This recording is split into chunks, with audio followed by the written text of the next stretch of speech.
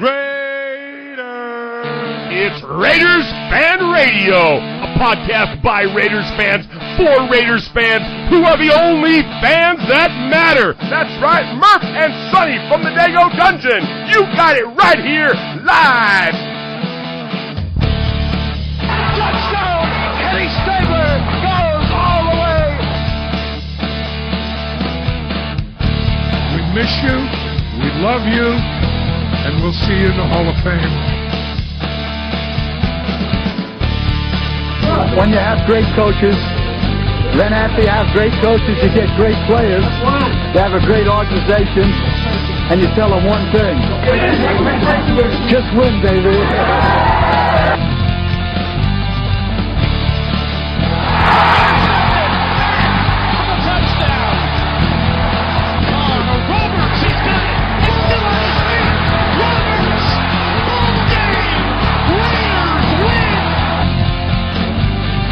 I love this team. I think this team can win.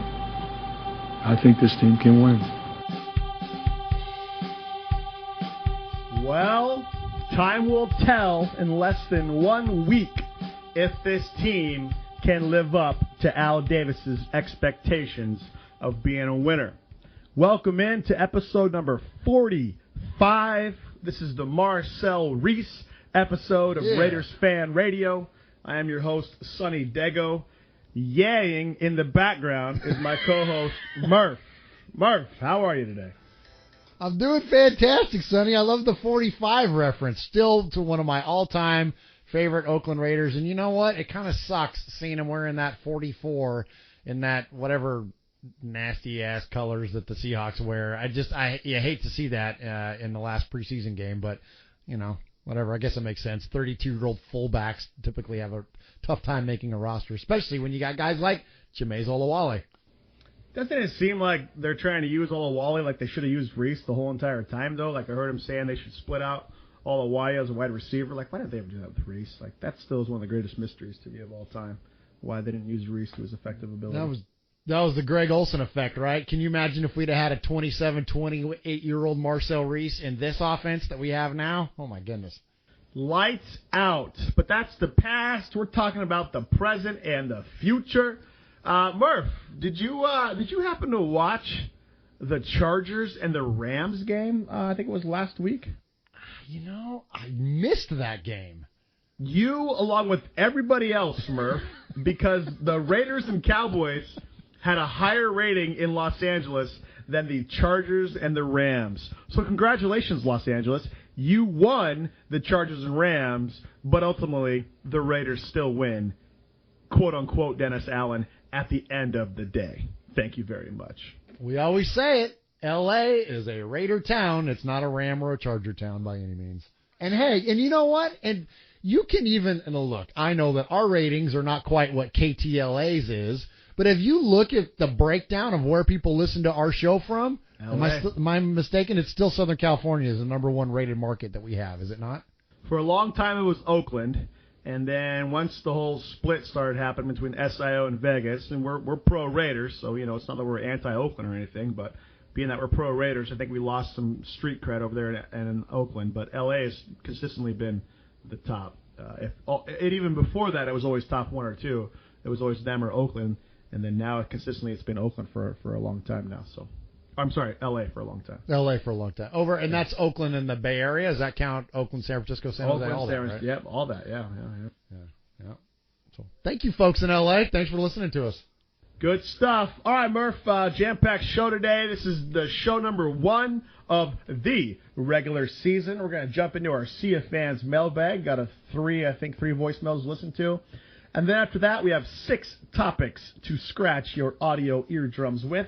Topic number 1, of course, Murf, is the Tennessee Titans game, which we will be at. We'll talk about our plans for the game, where we're going to be at, how you can get free tickets to the tailgate we'll be at, all you can eat food and drinks, soft drinks, or alcohol, whatever it is you want.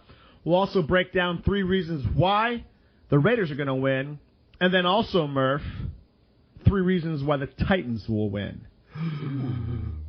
Yes, we're going to go there. Objectivity here. I know. We're stepping out of our fan-colored glasses here. Topic number 2, Andrea Dolan wrote an article for the Raider Ramble titled Providing a Safety Net, Reggie Nelson or Shalom Luani. And we'll talk about Luani's rise and potentially how long till we could start seeing him in the starting lineup. Topic number 3, you have an article from SI for Kids. It talks about a Raiders prediction. Topic number 4, apparently you read a lot, Murf. Amari Cooper has a book club that you also discovered, so you're gonna share that with us as well. Topic number 5, because it's a Raiders show, because we're fans, we kind of have to do this segment. It's the disappointments of the cuts. We all know LaTroy Lewis, Breon Borders, George Atkinson. Was there anybody else in there that you were disappointed that got cut? I did a Facebook poll earlier this week, just asking kind of who was the guy you were most sad about that got cut. Had a lot of participation in it, so I appreciate that. I think over 60 people commented on it, so we'll kind of go through that. And then lastly, we have Murf's Black Hole of the Interwebs to end the show with. All right, so without any further fondue, let's jump into our CFAN's mailbag.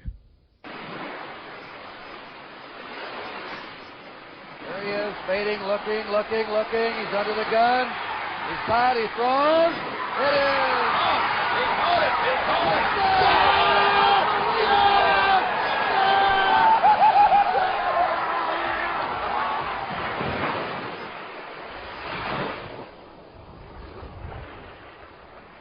It sounds like the happy version of Theon Greyjoy getting beat up by his crew members in the Game of Thrones in last week's episode. Murphy, Hey, spoilers! Yeah, it's been a week. You haven't watched it yet. Shame on you. No, I'm on. On the end of season 5. He's still freaking reek over here. Yeah, catch up. He lasts the reek for a while, but catch up already. All right. Hey, remember that one time we interviewed a guy and he was a famous rockabilly rock star, and then we didn't find out till after the fact. I know. What was his name? Do you remember his name? His name? Not his real name. Yeah, stage name. Charlie Splatterhead. So, we have a voicemail from the one and only Charlie Splatterhead. What's up, Raiders Fan Radio? This is Chuck McCann from the Black Hole Fans of New Jersey. Calling back in to shamelessly plug the events I forgot to mention when we did our interview back on episode 41. Anyway, first up, this weekend, Sunday, September 3rd, the Black Hole Fans official New Jersey chapter invite all Raiders fans to our inaugural Labor Day preseason kickoff party. Kicking this season off at our home, the Irish Cottage Inn at 602 Route 23 in Franklin, New Jersey. Check out our Facebook page for details. Just type the Black Hole New Jersey chapter in the search engine. Trust me, it's going to be a good time. There's no cover. It's all ages and family friendly. We've got prizes, food and drink specials, and we'll be viewing Super Bowl 11 on our huge outdoor patio screen. Again, all the details are at our Facebook page. Next up, the Black Hole Annual Kickoff Party 2017 edition. If you're traveling to Oakland for the home opener, you're going to want to party with the Black Hole fans. This party is hosted by Bay Area legends Chewy Gomez of Hot 105.7 and Joey V of Q102. We got live performances by Rodney O and DJ Sir Jinx, 4Dub, and Chrissy Cruz. Special lifetime awards to Gorilla Rilla, Senior Raiderman, and Violator. We've got Black Hole inductions, beautiful Corona girls, awesome Corona giveaways, Black Hole giveaways, and so much more. I can't mention it all. This party is also all ages and family friendly, and it will be at the Radisson Oakland Airport Hotel. Please go to the website, blackholefans.com, and all the details and information will be there. Last thing I got to say, guys, quit watching preseason games. I tell people that all the time. I just avoid them. All that stuff is smoke and mirrors. We're not getting anything out of it. I remember when we were undefeated in the preseason, and it meant absolutely nothing because what did we win? 4 or 5 games that season? 2. I know it gets depressing. We sit there, we stare at it, we analyze it, but we're not showing anything we're going to show in the season. And I'm hoping that, we come out there and just show everybody what we're made of. And I'm looking forward to hearing you guys' podcast from Tennessee. Anyway, talk to you soon. Thanks. Go Raiders. Thank you for the phone call, Chuck, a.k.a. Charlie Splatterhead McCann. Once again, promoting the Black Hole New Jersey chapter.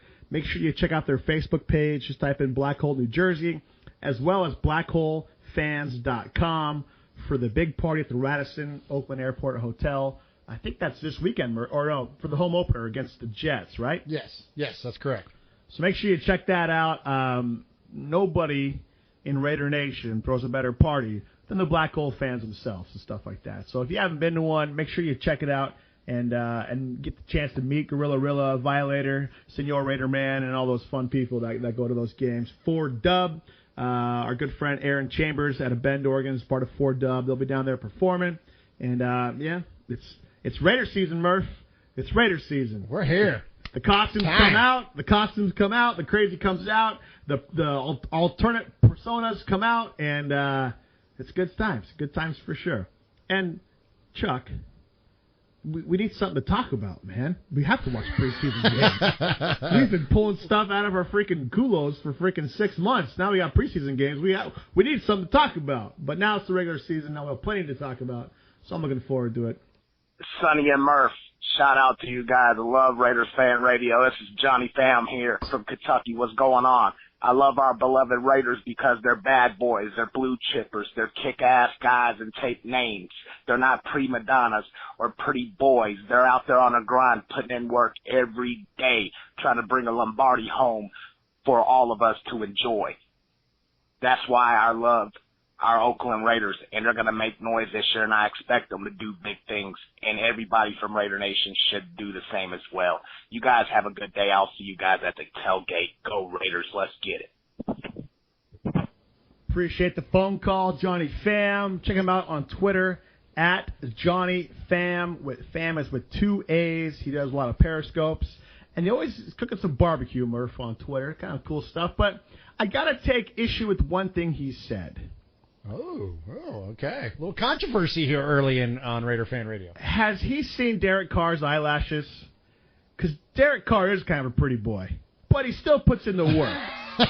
So, Derek Carr's a choir boy. He's not a bad boy. He might kick ass on the field, but off the field, he's a pretty good dude. Appreciate the passion, appreciate the sentiments. Thank you for checking in the show, Johnny. And I think Johnny's going to check out the tailgate, Murph, and we'll talk about the tailgate here in a little bit. But I look forward to seeing Johnny and several other people at the tailgate in Tennessee. Absolutely, and we got one more. Our last it's not a voicemail, Sonny. It's not an email. It's not a Facebook post. It's like props, kind of, or what is it? Yeah, you could say so. It's definitely a compliment, and it came via YouTube. This is from our friend Oakland Raider Trucker, who does and has his ongoing video series of him out on the road, traveling the fruited plain as a trucker, and he does videos about the Oakland Raiders. He's a huge Raider fan.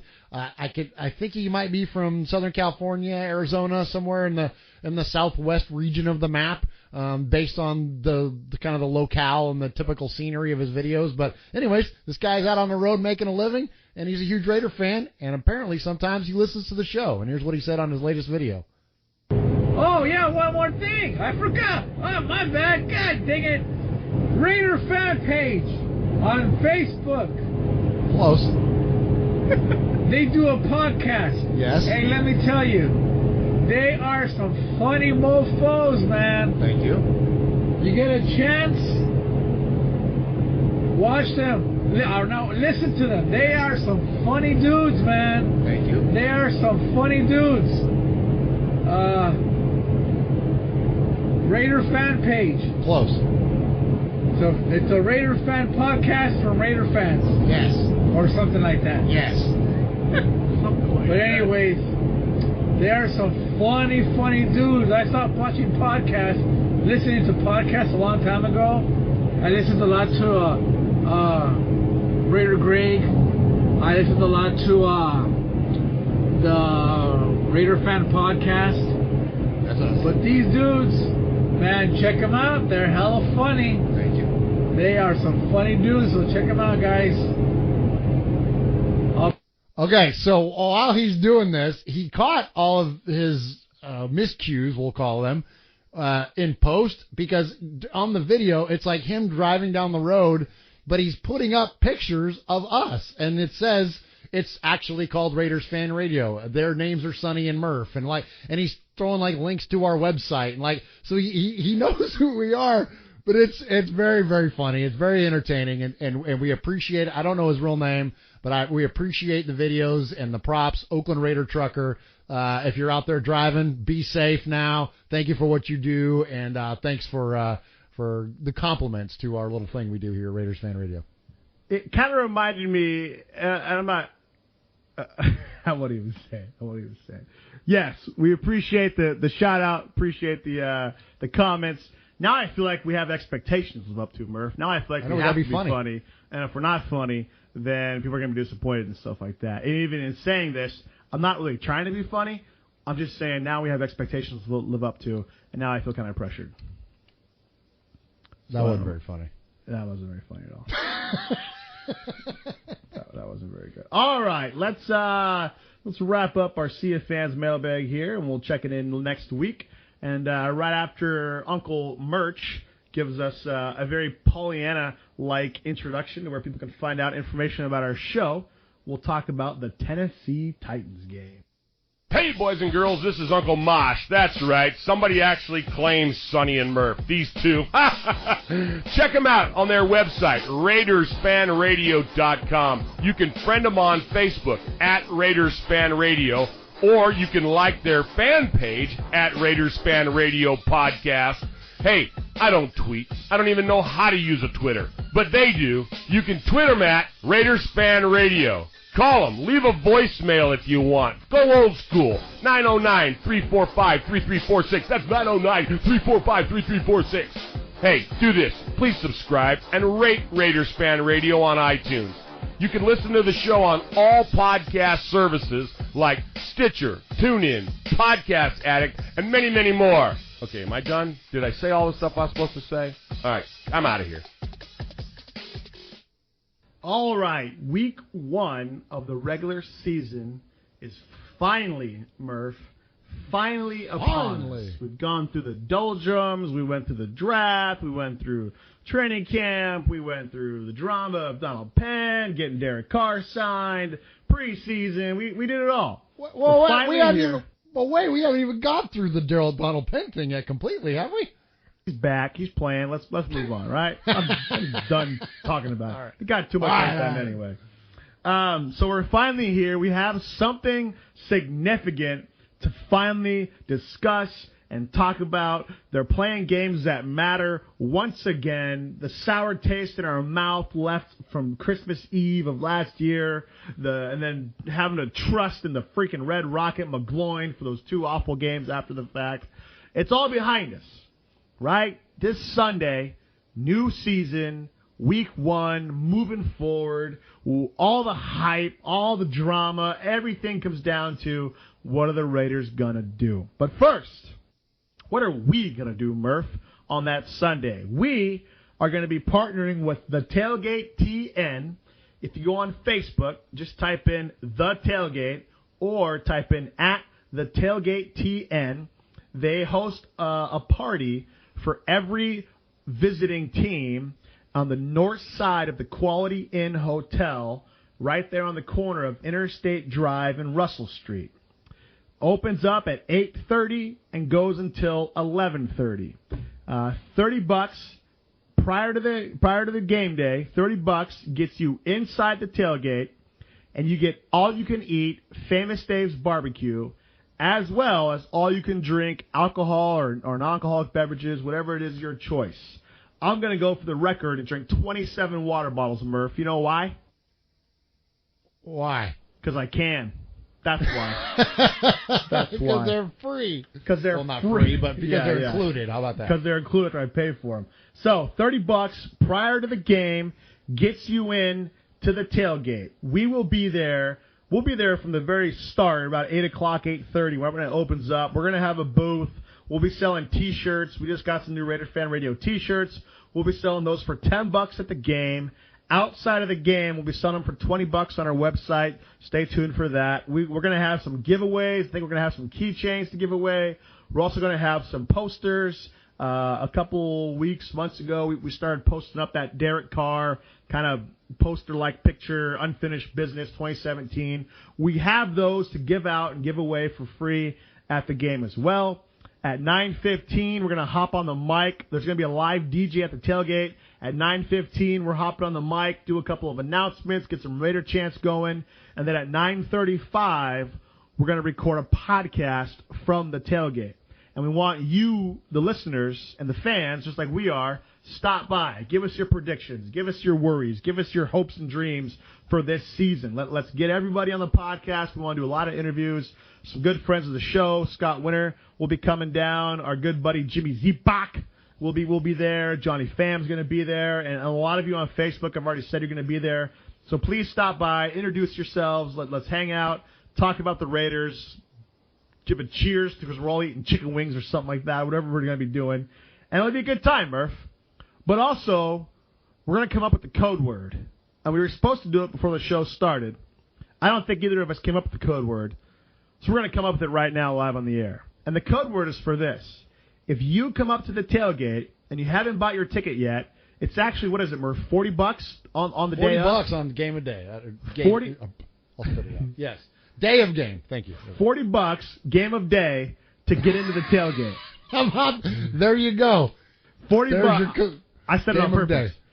Game of day. That's it. That's it. This is why we do this stuff. Yeah. There you go. So we have 2 free passes to give out.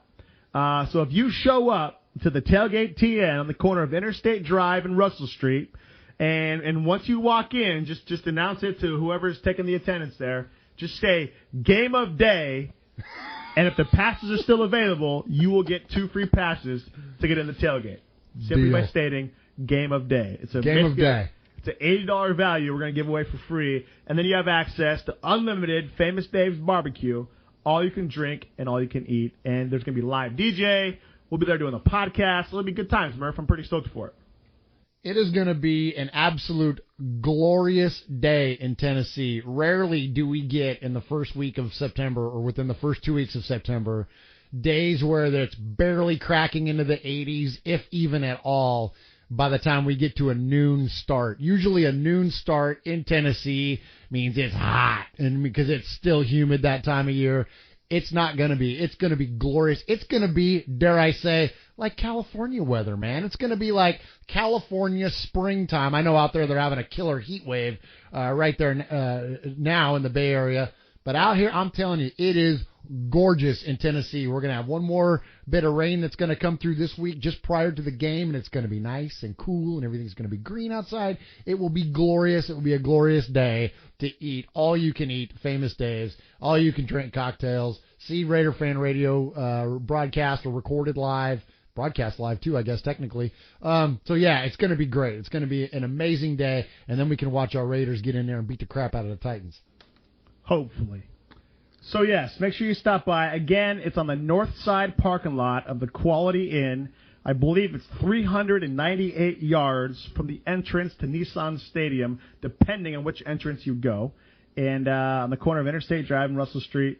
Opens at 8:30, goes until 11:30, and we hope to see everyone you listening to the show that's going to the game. Stop by and hang out. It'll be good times. There's also the big Raider tailgate. It's going on Lot N. So there's two main spots if you're a Raiders fan to go to. Lot N, tons of Raiders fans will be there, as well as the Tailgate TN. So you basically have your choice of where to go. I think Tailgate N, or the Lot N is more of a BYOB, BYOF, bring your own food, bring your own beer, and stuff like that. And the one Tailgate TN at the north side of the Quality Inn is a catered affair. So whatever floats your boat, come, enjoy, chant the Raiders, and it'll be good times. Now, Murph, let's get into the Tennessee game.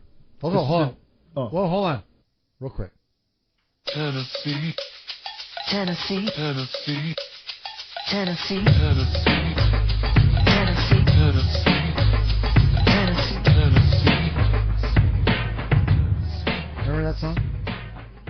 Arrested Development? Yeah, there you go. There you go. I had that CD back in the day. That was good. That was good. All right, Murph, let's get into this whole shindig here. This is the third year in a row that the Raiders have gone to Tennessee. Unbelievable. And played. Isn't that just that by itself right there? How often has that ever happened in the NFL? I should have black holed that. Maybe we will after the game. But how many times has a team gone to the same play out of your division anyway? Out of division, yeah. Out of division, gone to the same location, same road location, 3 years in a row. So, third year in a row, the Raiders have made the trip. Second out of the 3 years that I've been invited by you to come join the game over there. So I'm really excited about that. Inside your own head, invitations don't count, Murph. They have to be verbal. Oh, my gosh. The Raiders have I'm sorry, won. we ended up going to a home game in Oakland instead, right? Yeah, I know. The Raiders. That was the first time I'd ever been to 2 Raider games in my life. One on the road and one at home. How cool is that? There you go. I could have been 2 too. And my road game was away from where I live. There you go. So, the Raiders have won both games prior to this game. So some would say odds are not in their favor to win again. Some would say they are in their favor to win again. In 2015, it was a 24-21 game. In 2016, it was a 17-10 game. Both games were pretty close, Murph. It could have came down kind of either or, really, right? It wasn't like nobody dominated the game. Last year, Derek Carr's quarterback rating was 79.3. He threw for 249 yards, 1 interception, 1 touchdown, and 1 sack. The year before, his quarterback rating was 120.3, 3 touchdowns, 330 yards, no interceptions, and 1 sack. And that game was, dare I say, I know that they're both within 1 score of each other, but they got an awful lot closer last year. And if it wasn't for the heroics of Seth Roberts and a non-pass interference call at the end of the game, the freaking Raiders would have lost that second game in Tennessee. So looking at last year, a couple things to note. Latavius Murray, 10 carries, 37 yards. DeAndre Washington, 6 carries, 57 yards. Remember, he had that long 30-yard run? Yes, and then that was one of the highlights. Yeah, and then Jalen Richard, 6 carries for 28 yards. On the flip side, DeMarco Murray, 16 touches, 114 yards. Derrick Henry, 10 touches for 45 yards. We'll get into a couple things here moving forward. We'll break that down even more. Regarding 2015 game, Murph, the Latavius Murray in 2015, 22 carries for 59 yards. And then in 2015, they didn't have DeMarco Murray yet. They had Antonio Andrews, had 11 carries for 32 yards. Yeah, they were bad. For the Titans, right? 2015 Titans were pretty ugly. Mm-hmm. So the Titans have been getting better, but so have the Raiders. So we're going to go into a little segment right now called 3 Reasons Why the Raiders Will Win, and then 3 Reasons Why the Titans Will Win. And I'll start first with the Raiders. Obviously, the number one reason why the Raiders are going to win at Tennessee is going to be the same, barring any injury, for any game the Raiders play this year. And that is simply Derek Carr.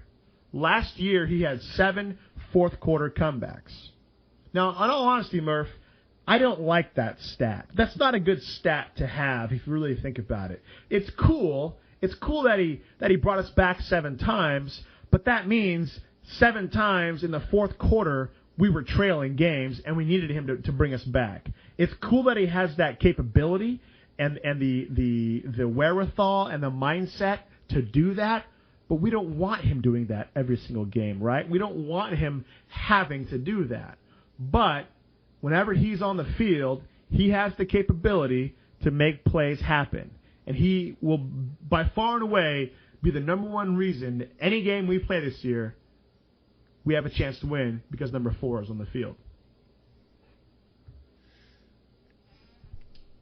My turn? Sure. You can go while the Titans will win. All right, so let me set this up. Sonny's taken the 3 positive reasons, the 3 reasons why the Raiders are going to win. I ended up with the 3 reasons that the Titans are going to win. So don't kill me for this, Raider fan.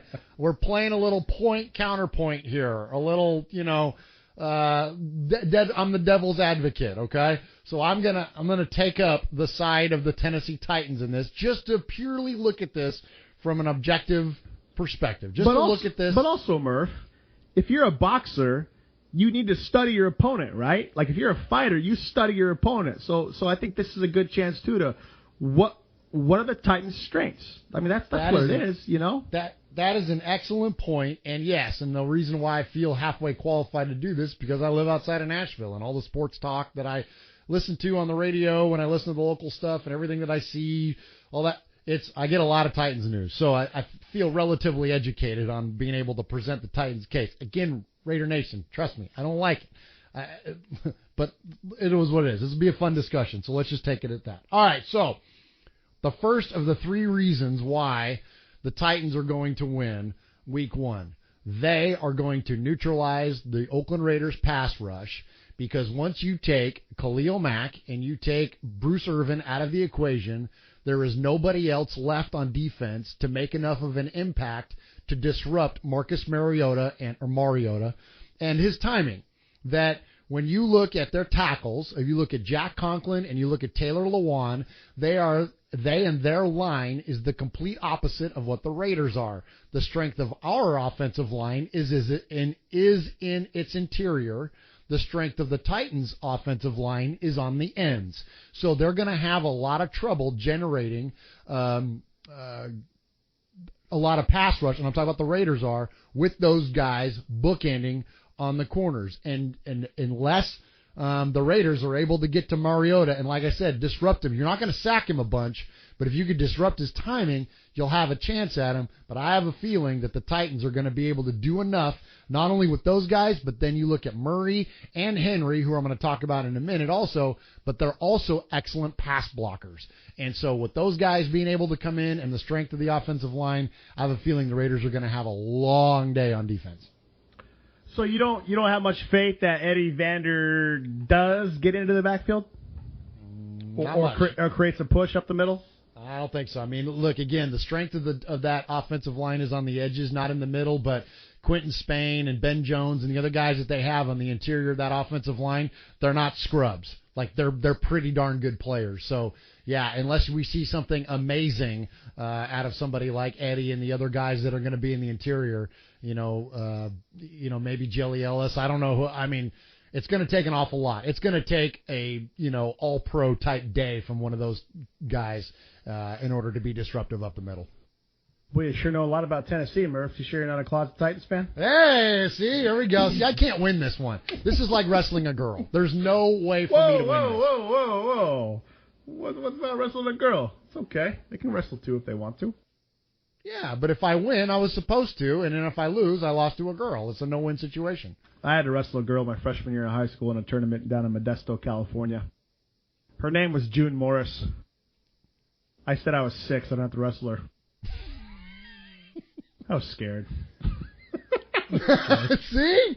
It's not taking a shot. It's not a negative shot at women or girls that are wrestlers. Not at all. It's actually a very positive thing. There's just not a good way for it to work out for us a lot of times. So I'm glad you admitted your fault there, Sonny. 20 years later. All right. Second reason why the Raiders will win. Khalil Mack. Again, if 52 is on the field, every single snap that he plays, there is potential for a strip sack, for a disruption, for a timing disruption, to stuff the run. You name it, he can do it. I think he is this era's Lawrence Taylor. He's a modern-day Lawrence Taylor. He has to be accounted for on every single play. And what you just talked about, how the interior of their line is the strength, that's where maybe Matt can make a difference. If he can somehow find a way... the exterior of their line. Okay, yeah, my bad. So if he can find a way, though, to get outside or get inside or to somehow get past their strong point, we're going to have a field day. Because if the interior of their line isn't so strong, then Eddie Vanderdoes doesn't have to have the game of his life. He just has to be a presence in the middle, so that way they can't double-team Mack and Urban on the outside. But I think this year, last year we saw Mack, I think, take a step up. I think we even see him take another step up this year. This is now his 4th year. He's solidified in his position. He's a threat. He's only going to get smarter as he goes forward. We're now moving into the prime years of Khalil Mack. And just like on offense, anytime Derek Carr drops back to throw the ball, we have the potential to see something magical. The same thing happens on the defense. Khalil Mack has the potential every single play to make a disruption and to cause some chaos in the backfield for the opposing team. And I know both of these are pretty cut and dry. Yes, obviously Derek Carr on the field, obviously Khalil Mack on the field, but this is the theme all year, right? As long as those two guys are on the field, you always have a chance to win the game or to make a big play. And if those guys play well, typically we're going to win. If those guys don't play well, then you're going to see the Raiders struggle. So the first two, Derek Carr and Khalil Mack, and the third one will be a little bit more exclusive to the Titans themselves. Go ahead, Murf. Sonny, do you have those stats for last year's game in the Titans running game? Do you have those handy still? For 2016? Yes. I do, sir. All right, read them again slowly.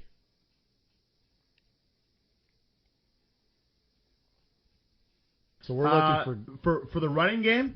Yes, the rushing stats from last year's game. So you had Marcus Mariota, 3 rushes for 22 yards. Okay. You had Derrick Henry, 10 rushes for 45 yards. And then you had DeMarco Murray, 16 rushes for 114 yards. All right. Hearing those stats, let those stats sink in, okay, Raider Nation. So you got Marcus was 3 for 22 yards, you said? And then Henry for 45. So collectively, right, we're bumping 200 yards. It's like 170 yards, whatever it is. What have the Raiders done this year to improve on their run defense? Tell me. I'll wait for you. Can I get back to you?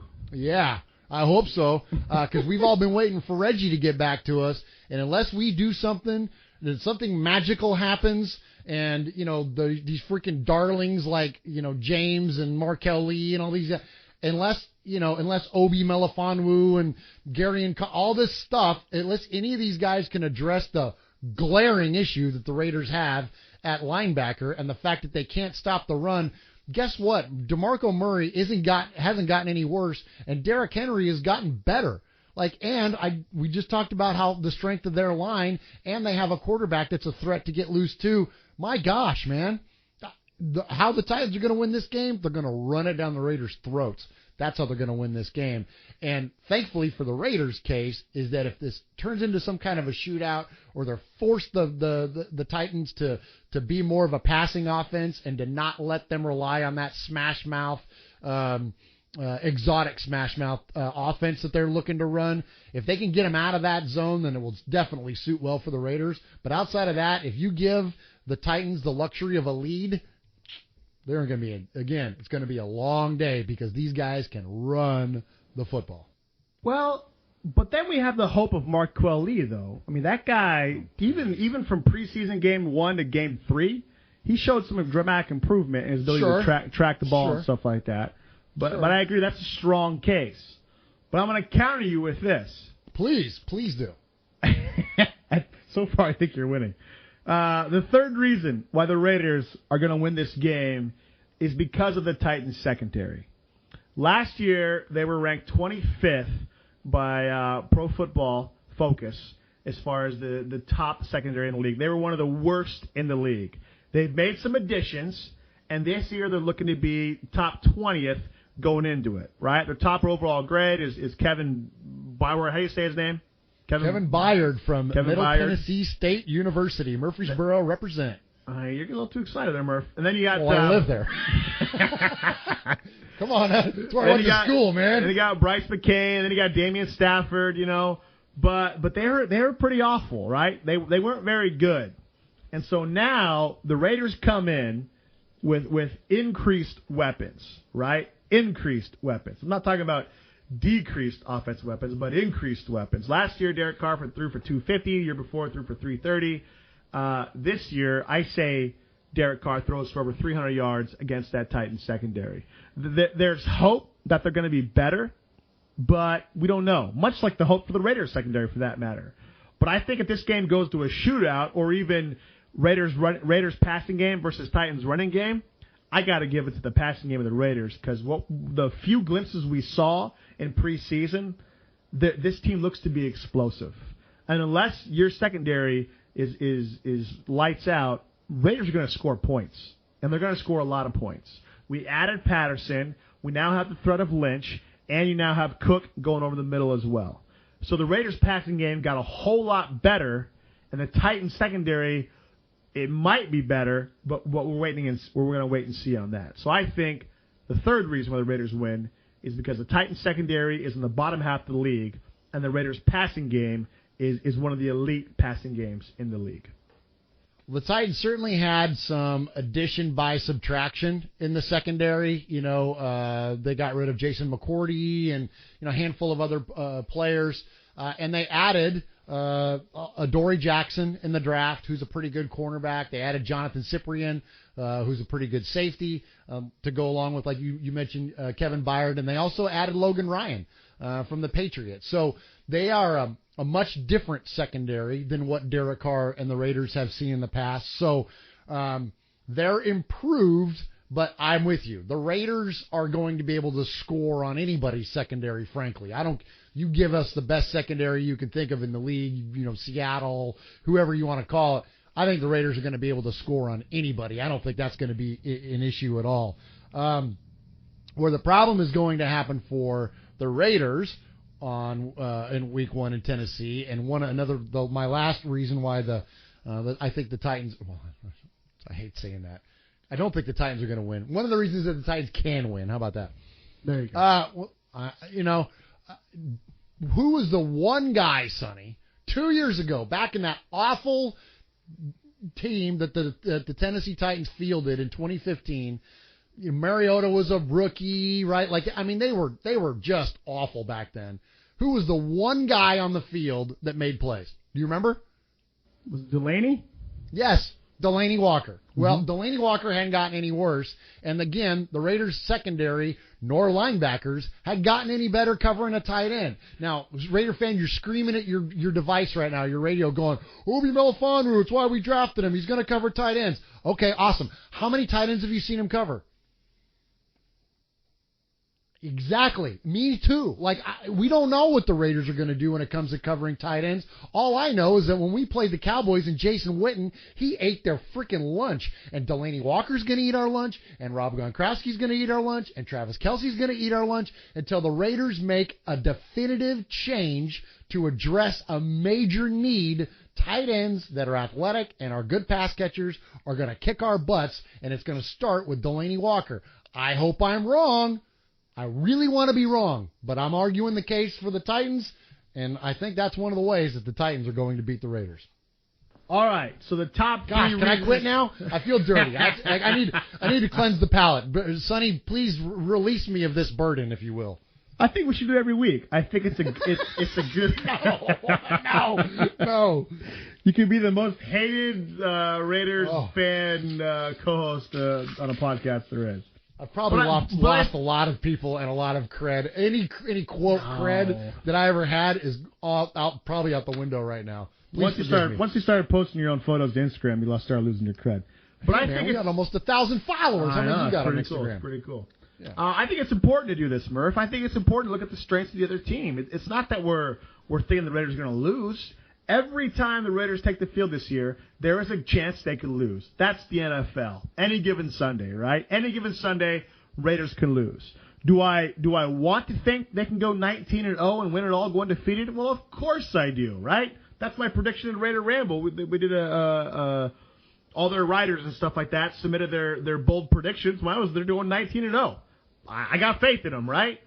But the reality is, other teams are good, right? This is the NFL. This is the NFL. As Bill Williamson says, NFL. So, they have a chance to lose. Titans are good. The Titans got better. I mean, Titans have been getting a lot better. This isn't a gimme win, Murph. I'm worried about this game. I'm legit worried about us going to Tennessee, all the hype, and we come out with a goose egg, dude. Like that could happen. That Titans front seven is mean. It's mean. And the running game is mean. It's mean. That running game scares the crap out of me. That out of any, the Delaney Walker and the other reasons I listed, I think are valid, but it's the running game is what scares it because they don't just have one guy, they have two guys, and they run completely different. Like DeMarco Murray is completely different than Derrick Henry, and it's I guess in Raider terms, it's kind of like if you take Rashard to Washington and combine them and then add them to Marshawn, it's kind of the same dynamic. But instead, you have that all wrapped up in one guy in DeMarco Murray who can catch, he can run, he can do all those things out of the backfield. And then you got Derrick Henry that he is deceptively fast. He's a big, huge, strong individual, and he can get to the corner. I think that yes, that to me is that's what makes me most nervous because I really truly, and we can debate all of the different ins and outs and all the different reasons why Reggie did or didn't do what he did on defense. But at the end of the day, when you look at the way the Raiders line up their defensive 11 right now, they're not any better than they were last year as far as defending the run game. Could they be? Sure, but we just don't know that. They haven't done anything definitive that shows us as fans, yes, they're better in this area. Right? I mean, am I crazy thinking that? I think he's tried. I don't think it's a matter of Reggie ignoring the need for linebacker. I definitely think he's tried. I mean, he's drafted a linebacker, I think, at every draft, right? It's just we haven't found the one that sticks. But we're getting guys off the wire. We're trying, So, it just might be the last puzzle piece to get together. We have the defensive line, we got the ends, hopefully we got the secondary shored up. It might be the last piece of the puzzle. Who knows? But I think you can't fault Reggie for not trying. It's just a matter of it hasn't broken our way yet. It hasn't gone our way yet. I think the squad will be better than last year. I don't think we're going to see the defensive sluggish start the first two games that we saw last year. I don't think that's going to happen. They've had time to gel. I think the Vanderdoos coming in. I think Mario Edwards coming back. I think that's going to help that push on the front seven there. I think the addition of Conley and Melanfanu and Luani is going to help in the secondary. So, I don't see the defense maybe taking a step backwards. I see it existing in the same plane, if not maybe taking a couple steps forward, maybe not the initial game, but maybe moving forward. But here's what I will say. The Titans game is not a gimme game. Just because we won the last 2 years means nothing heading into this year. There's a lot of unknowns on our team as well as on the Titans team. Titans secondary, for all we know, could be lights out. At the same time, Mariota coming back off for injury, as well as Carr coming back off the injury. Same injury, same day, which is kind of weird at the same time as well. They played each other week one. I mean, there's just a lot of unknowns. And this could be one of the more premier matchups, if not the best matchup of week one. Both these teams are highly rated to be successful, are they not? I mean, the Titans are expected to win their division, aren't they? Oh, yeah, especially with Andrew Luck being hurt. I mean, and the Texans still don't have a quarterback. So, I mean, yeah, I wouldn't say they're the favorite because that Texans defense is stout. But, yeah, but they're expected to take a big jump. And, I mean, of course, it's hard to know because around here, everybody's like, oh, Titans are going to, take the division. So this is our year. Knows? This is our year. This is our year. Yeah, I mean, you hear that all the time. But that said, Tennessee fans seems to be pretty realistic most of the time, though, too. And, they're not afraid to call out the team when they're not playing well. And there's a lot, let me just say this, there's a lot to be excited about. There's more excitement around the team now than there has been since, the 13-3, Kerry Collins, Vince Young, those back in those, I mean, it's probably we had Kerry Collins once. I know. Best line ever. Just because you're named after a girl doesn't mean you have to throw like one. Yeah. But but if you look at, it's been that long since I've seen this much hype around the Titans. So, I mean, and there's a reason for it. There's a lot for those fans to be excited about. So, I'm with you. It's going to be very, very interesting. And they're I don't see any reason why they shouldn't be able to contend for that division. Heck, we might see this team in the playoffs again. How cool would that be? The last time the Raiders went to the Super Bowl, we beat the Titans in Oakland to go to the Super Bowl in 2002. How cool would it be that if now to have a resurgence of both these teams and for the Raiders and Titans to meet up once again in the playoffs? I think that would be awesome. If it was in Tennessee, are you going to invite me out there to go to the game? I will invite you. Listen, I'm inviting you now on the record. long before it happens, if these two teams meet in the playoffs, of course it won't be on the road because the Raiders will have the better record. But should something crazy happen and then yes, of course you are invited. All right, Murph. Time make to a pizza while you're here. Hey, we love pizza. Time to alienate our fan base or draw them closer. What is your prediction for the game against the Titans? Score and who wins? Oh no, I don't want to be honest. Predictions. Be honest. Don't. Am I searching my feelings, Luke? Am I searching for the objective? Objective. This is Raiders Objective Radio for the next 10 seconds. Who do you got winning the game? I got the Raiders winning. I think that there are too many weapons for Derek Carr on offense, and I thought you made an amazingly valid point when you said that Khalil Mack is a home run waiting to happen on every single play that he is on the field. There is a chance for not only a sack, but a very disruptive play. We saw what he did to Cam Newton when he scored a touchdown in the black hole.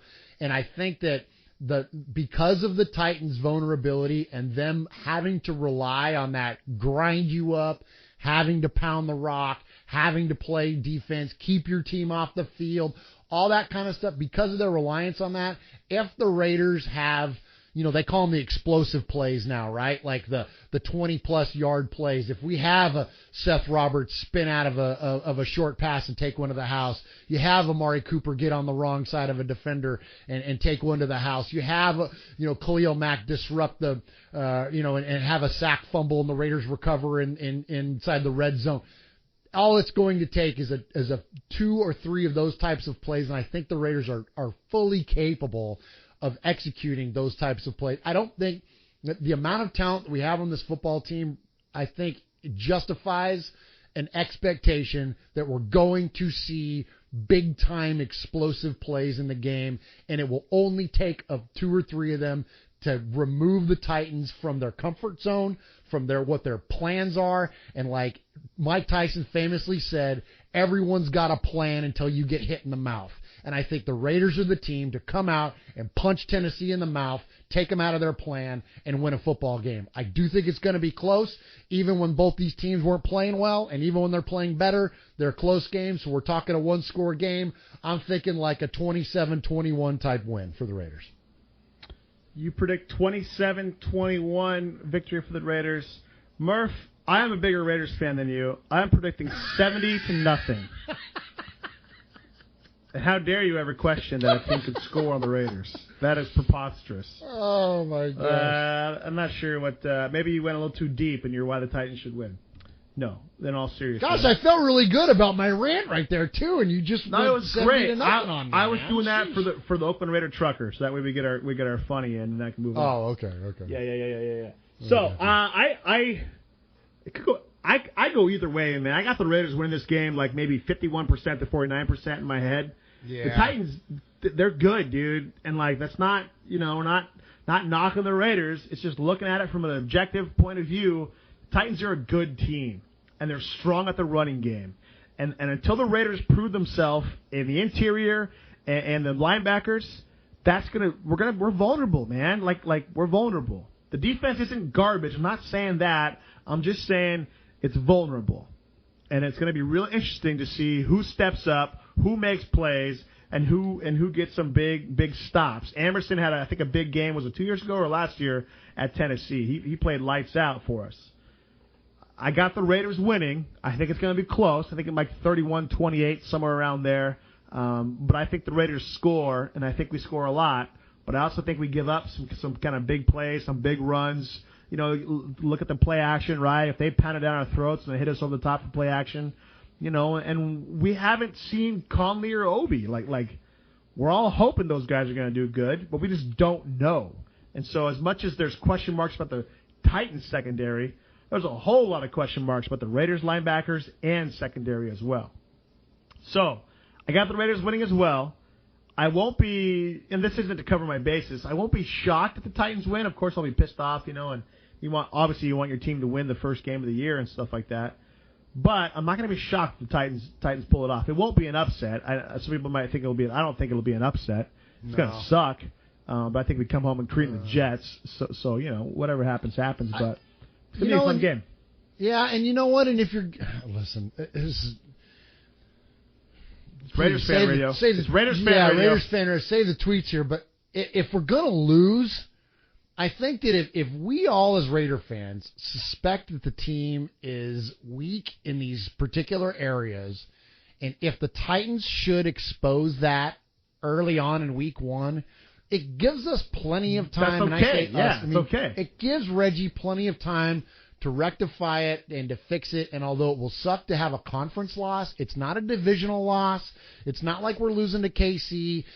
As long as we take care of business in the division, there are bigger, as big as this game is, and I think it's more important and bigger and more of a competitive matchup than what is being looked at typically by fandom. I think this is a very underrated type game. But that said, there are still some monster games on our schedule coming up. We still have the Patriots in Mexico City. We still have the Cowboys. We still have KC and Denver twice. You know what I mean? Like, there's going to be bigger games for the Raiders to play this year than at Tennessee. But should these things get exposed, heck, should it get exposed and they win, it still will be an opportunity for maybe whether I think he's taking it seriously or not, whether he is or isn't doesn't matter. But I think that the exposure of those weaknesses, if they're really exploited and really on Front Street, then it will force hands for something to be addressed, and whether that's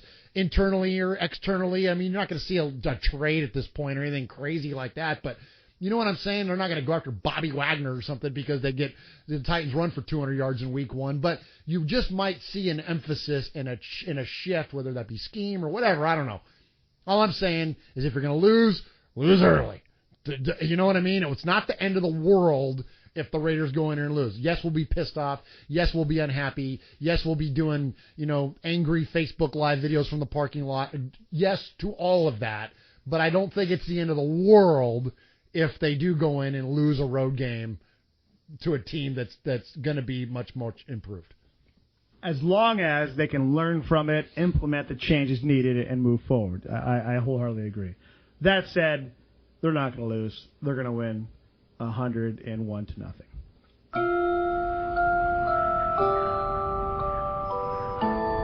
DeadPiratesSports.com. Raider gear for our Raider Nation family. Huge selection of affordable, authentic Raider items and custom gear. Coolers, baby items. That's right, train them early, train them right. Baby items, barbecue accessories. Who don't like barbecue? You know who don't like barbecue? 49er fans don't like barbecue because you can't barbecue alfalfa sprouts. Books, caftans. And as soon as we figure out what you do with the caftan, we'll let you know. Candles, flags, glasses, earrings, floor mats, hats, jerseys, kimonos, ponchos, helmets, cups, pendants, pet clothes, mugs, socks. Raiders socks. I got Raiders socks. Get you some Raiders socks. Temporary tattoos, tote bags, wall clocks, and towels. That's right, towels. You know why? Because we got an inbred cousin. I don't know if he's really in the family or not, but he's a Bronco fan, and he can dry his little red-headed tears. So check out DeadPiratesSports.com. Let them know you heard about him on Raiders Fan Radio, and find all the Raider gear you could possibly want. That's DeadPiratesSports.com. Raider gear for our Raider Nation family. By Raiders fans, for Raiders fans, the only fans that matter.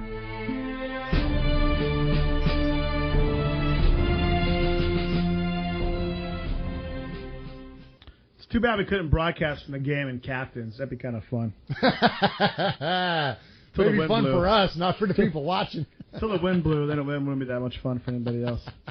All right. RaiderRamble.com consistently putting out quality content, not just content that's going to tickle your fancy or biased content. They put out quality articles. Mario Tovar had him on last week on the show, did a good job in the interview, and they put out an article I thought was interesting. Andrea Dolan wrote out an article about Reggie Nelson and Shalom Luani. And it states, providing a safety net, Reggie Nelson or Shalom Luani. And I liked it because Luani has stepped up in the preseason, Murph, don't you think? I mean, he's made some plays. He's been around the ball a lot. He had an interception. People are kind of hyped on him. All the attention was focused on Obi and what he could do for us, but since he was unable to play, Luani has kind of had a lot of time to blossom and has really done well with the time he's had. Reggie Nelson, on the other hand, people are kind of not liking Reggie so much. Reggie Nelson, that is. Now, granted, I think he had, 5 interceptions last year? So it's not like Nelson stinks. Yes, he's maybe lost a step, but he's 33 years old, right? And that's what Andrea points out. He's 33 years old. We know that his time is ticking, but it's actually kind of a great scenario if you think about it. You got Luani coming in as well as Obi. They're both young. They're both rookies. And you have Nelson, a seasoned veteran of the NFL, was on the Bengals for a lot of years, now with the Raiders for the last couple of years. So you have kind of what used to take place most often on quarterbacks, right? You drafted a guy, he sat under the vet, learned from him, then took over the reins, right? Aaron Rodgers with Brett Favre, Steve Young with Joe Montana. You had the young guy sit, watch, observe, and then play. Nowadays, it's, draft you, get in and play, and if you suck, well, too bad you kicked to the curb, right? It's that win now mentality, and you're drafted and step up. So I like the situation the Raiders are in at safety. It's a far cry from where we used to be at safety, right? We used to kind of, Nate Allen and all that stuff. He wasn't really that great as a player. So I like where we're Michael Huff wasn't doing it for you? Yeah. I like where we're moving forward with this, right? I like that Nelson obviously is still the now player, and Luani is the future, but also they can learn under the veteran leadership. I think that's the most important thing about this, is they don't have to get in there and get burned early and often and then start losing confidence. They can take time to learn, process, and figure it out. And I like that a lot. Now, one of the questions I have, though, Murph, is how long do you think does Nelson stick around? How many more years does he play until Obi or Luani potentially takes the starting job?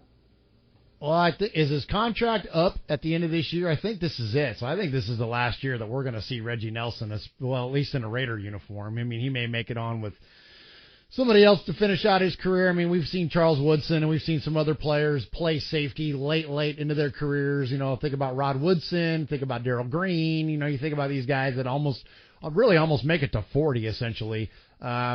So, I mean, is it possible for somebody like Reggie Nelson to do that? Sure, it's possible. I just don't see the flashes, though, out of him that you did like out of a guy like Charles Woodson. Like, Charles Woodson was an electric player up until the last game he ever played in. I mean, when you think about how he would fly all over the field and his ball hawking nature and the physicality of his gameplay, even when he was hurt, like, you think about all that stuff. Reggie Nelson strikes me more as a player that he doesn't create like Woodson did, that he's more in the right spot, and so based on, your instincts as a ball player, right, and your athleticism is what gets you in the right spot. And you think about the interception that he had last year in Tennessee, he was in a good spot. He didn't really make like a crazy athletic play. He just got himself in the right spot, caught the ball, caught a bad pass, right? So, there's nothing wrong with that. There's nothing wrong with, there's a talent that, to get yourself in the right position. There's a talent and a level of football smarts that allows you to read what the offense is doing and to not, violate your eyes, right? There's a talent in all of that. So, but that said, I think that Reggie's on the backside of it. So I've always been of the opinion that if you're going to risk bad play, risk it with the younger player so that player can improve, because they are only going to get better.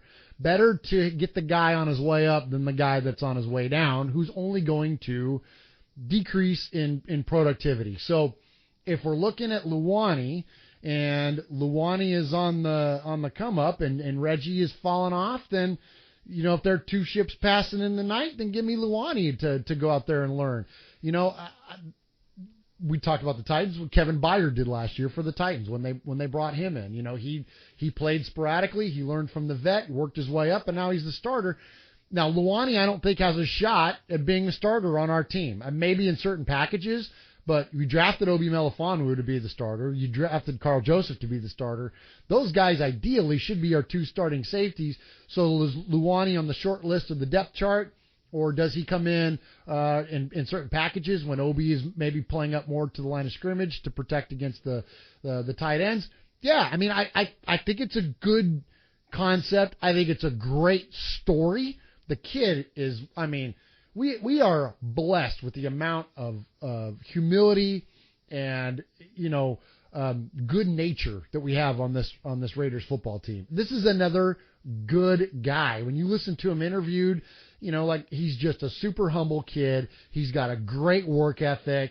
He's the kind of guy that's easy to root for. Quiet leader type, role. I mean, just awesome. So, yeah, I think that Reggie is very short-lived for this football team, and I'm rooting for Luani, man. And I think he's got some serious athleticism too. When you watch him, when you watch his cut-ups and stuff, heck, that one, what was this, the second preseason game where he almost made that interception? Granted, he did catch the ball, but he was there. He was there. And not only was he there, right, but he looked like Cooper going up to catch that pass, backing up over his head, like fully extended. Like, I mean, it was beautiful. I wish he would have caught it because it was a great looking play. So, yeah, man, I'm rooting for the kid. I think this is going to be one of those Reggie moments. All the crap that we talk about Reggie, or at least I'll own it, at least that I talk, I always say that any of my criticism of Reggie is completely independent from the positive things that he's done. He's done so many good things for this football team, and none of those are in my criticism, are meant to bash any of that down. Those things are awesome, and maybe if we don't talk enough about them, we should. But the good things that Reggie has done far outweigh the negatives or the perceived negatives, and this is another one of those type cases that if he finds that Luani is not only a capable starter, but a capable playmaker at the safety spot, then, dude, like that's another freaking home run for Reggie. So, yeah, man, I think it's a great story, and I hope that not only does he make it, but he makes it good. So, you're right. Nelson's contract is up this year. Some people said we should have cut him because we're going to save $4.75 million, and we'll have 1.25 in dead space. But why? And you made the great point, having the veteran leadership on the team. If he's already on the roster and he's gone next year, then it's not like they need to free up money to sign somebody today. So leave him on the team, man.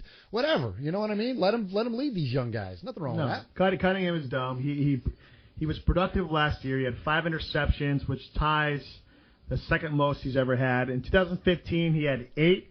Remember that 2015 season with the Bengals? He was kind of one of the better safeties in the league. Yeah. In 2007, his rookie year with Jacksonville, he had 5. So, he had tied his second most, interceptions last year at 5.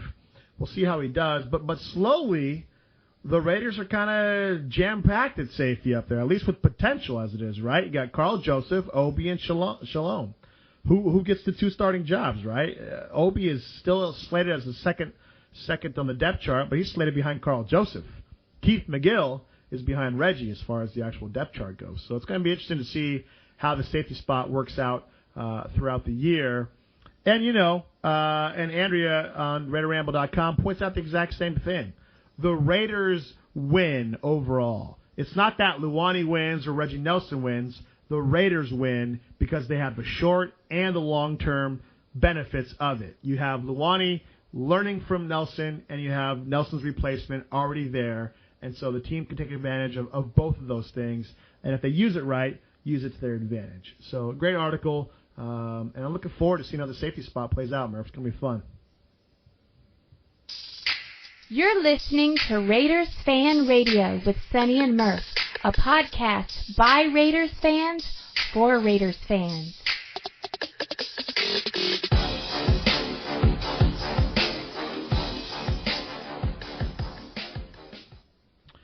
So Murph, in his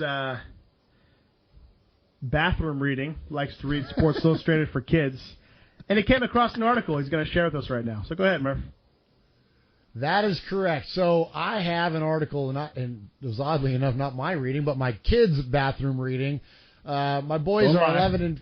I know, my boys are Let me spit this out. My boys are 14 and 11. They are prime age for Sports Illustrated Kids, which is the kids version of Sports Illustrated that comes out every week. And it is a pretty cool magazine. And they did their NFL season preview issue, just like the big SI does for their for the upcoming NFL season. So the thing that's interesting to me, though, about SI for kids is that it's typically, I don't want to call it dumbed down. I don't want to insult our kids out there listening, but it's very generic in its evaluation of teams, okay? And very generic in its analysis of teams. And so when I saw this thing laying out, and I thumbed through it and went, of course, straight to the AFC West preview, and thankfully the Raiders were number one picked in the AFC West to win the division.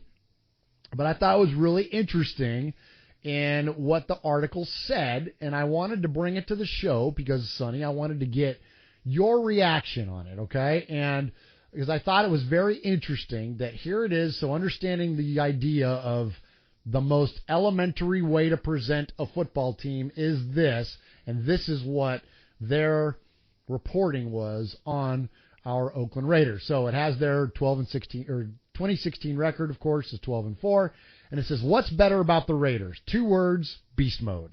The Raiders added several key names to an already high-powered offense, most notably running back Marshawn Lynch. The former Seahawk has 6 1,000-yard seasons to his name, came out of retirement to join his hometown team. Oakland filled its tight end hole by bringing in Jared Cook, 30 catches in 10 games for Green Bay. I know, easy. And added wide receiver Cordero Patterson, who had 5 return touchdowns in 4 years for the Vikings. In addition, these additions will fit nicely with Oakland's AC/DC attack. Wide receiver Amari Cooper, 1,153 yards, and quarterback Derek Carr, 96.7 quarterback rating. Okay, so that's what's better, is the Raider offense. What's worse? The Raiders did little to address their subpar defense, especially at linebacker. They waited until the 5th round to pick one, Markel Lee of Wake Forest. The Oakland D gave up more than 6,000 yards last year, and you can only get so far in the NFL by trying to outgun teams. The Raiders' explosiveness, so there's the bottom line. The Raiders' explosiveness makes them one of the favorites to take down or at least challenge the Patriots. The Week 11 showdown in Mexico could be an AFC Championship preview. That, according to SI Kids and their NFL preview. Sonny, your reaction? Yeah, pretty standard, you know. I'm more focused on what you said about the tight end and his little thing. But yeah, I mean nothing outside of the box. The offense is explosive, defense is question marks. We'll know by week 3. You know, and I think that's the theme that when you look at everybody writing about the Raiders, everybody talking about the Raiders, everybody even in the Raiders, that's kind of where we're at right now. The offense is badass. Might be the best in the league. I mean, if you think about it, from top to bottom, offensive line, tight end, running back, quarterback, wide receivers, we have a Pro Bowler at every spot. You got Cooper, Pro Bowl, Beast Mode, Pro Bowl, Carr, Pro Bowl, Jared Cook, Pro Bowl, offensive line, Pro. I mean, their offense is loaded. This might be the best Raiders offense we've seen perhaps ever. I mean, when you think about it, what other Raider offense was this complete from top to bottom? Now, I know we had good Rich Gannon days and Stabler and Bo Jackson days, but from top to bottom, dude, this offense is potent, Murf. Yeah, I think the only one that comes close that I can think of would be your ones from the mid to late 70s. And when you look at, you know, Shell and Upshaw on the line with Bueller and Vela and those guys. And Branch and Blitnikoff. But I don't think that backfield was as good. I think Stabler obviously is up there with Carr.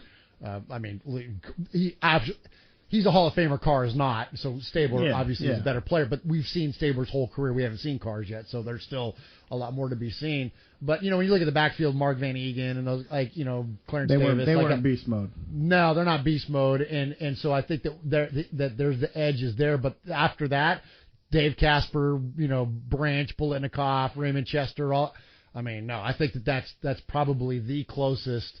Other than that, you're right. And again, the same thing holds true. We know what those players did in their time. We don't know what these Raiders are going to do yet. And you're right. They have and especially in this era of NFL football where we can not only see the most explosive Raider offense we've ever seen, we could end up seeing one of the most, from a stat-wise and number-wise, one of the best ever. No? Am I crazy thinking that? No. I mean, the potential is there. I don't think we can guarantee we're going to see it, but you cannot nullify that the potential of this Raiders offense is the best we've seen in 30-plus years. Now, whether they do it, whether everybody stays healthy, knock on wood or not, that remains to be seen. But the potential for this offense to be the league's best is there, and it's easily going to be top. You could almost bet the mortgage it'll be top 10, barring any injuries again. But the defense has question marks. And now you hear a lot of people try to Pollyanna it and say, well, even if they're just mediocre, we'll be okay. Well, the Raiders have never really had a great defense historically. Well, the Raiders, blah, blah, blah. Everybody throws out these excuses to make it sound better than it really is. McKenzie's tried. It hasn't worked out. So, again, the defense is still 3 or 4 years behind the offense. We got really lucky. We did our homework. We got great offensive talent. If you ask me personally, I'd rather have an offense that can score than a defense that can, hold you down and shut you up. So we have the offense there to compete. It's just, can the defense step up? And we'll know a lot after week 1 against Tennessee. Because Mariota is no slouch at quarterback. He can throw the ball, and that running game is potent. So if the Raiders can step up and have a great showing against Tennessee, then we'll know if it's going to be a magical year or maybe the year we didn't think it was going to be. You know what I'm saying? We are Metallica, and we are here for your Oakland Raiders! You know why we are here, and we ain't playing around today! From The Walking Dead to errant Jedi Knights, Raiders fans are a rogues gallery.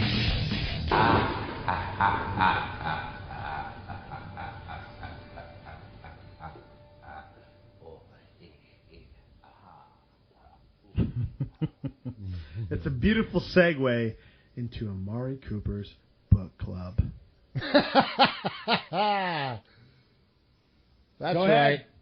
All right. I saw this story come out this week, and I had to bring it to the show because I think it's something that is, Sonny, it's just not very Raider to see and read a lot of these stories that we're seeing in relation to the players. But I don't mean that in a negative way. That this is just a different Raider football team than what we're accustomed to. And kind of one of the epitomizations of that to me was this week there's a story that came out about Amari Cooper and his book club. Did you know, Sonny, that Amari Cooper had a book club? I didn't know that drafting players who could read was part of the prerequisite for Al Davis. Are you big and can you run? Now we got to worry about if they can read? What the heck's going on with this Raiders team? No, I did not know he had a book club. Please explain.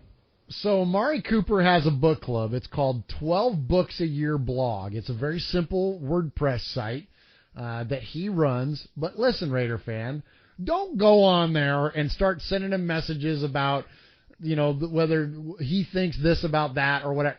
Because he intentionally does not name himself and does not discuss anything football related. He strictly keeps it about the books and only engages in conversation about the books on the site. And his reason he's doing it is a way to keep himself mentally sharp. And this isn't an internet black hole, but there's a couple of fun facts. He is the third in Bay Area or Oakland specific athletes that have had book clubs. Donald Foyle had one when he played for the Warriors, and also Baron Davis had one when he played for the Warriors. But I just thought it was really neat that somebody like as a high-profile athlete as Amari Cooper, we know he's a quiet guy, but he's also a very studious guy, and he's a well-read guy, and he's smart.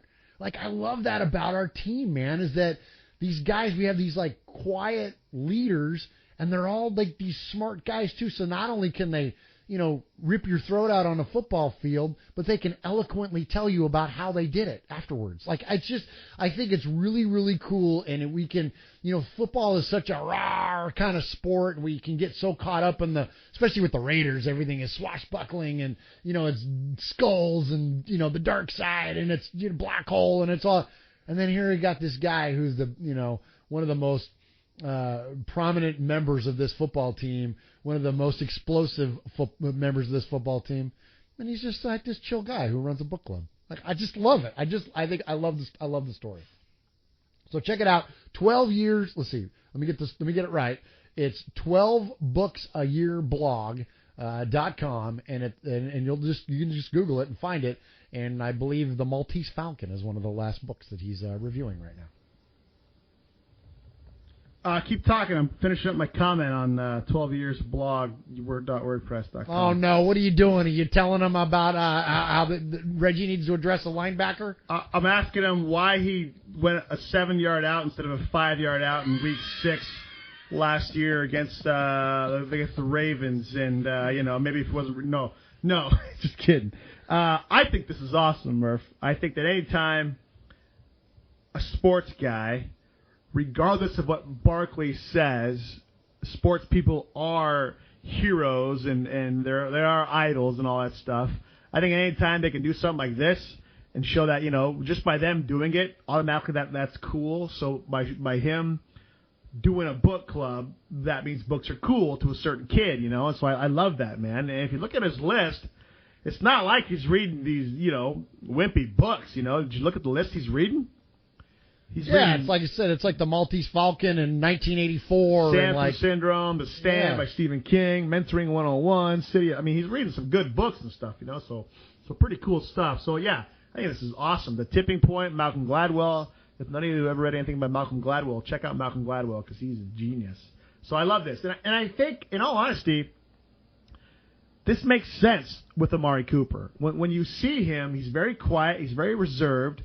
He seems like he's more of a thinker than anything else, right? So I think it's pretty awesome, And the website on 12 bucks a year or blog, whatever, there's nothing football related. It's just simply nothing. books. You would never know that it's Amari Cooper or any other NFL athlete. It's not like in the article it references pretty funny. It's not like it's called Amari's Book Safari.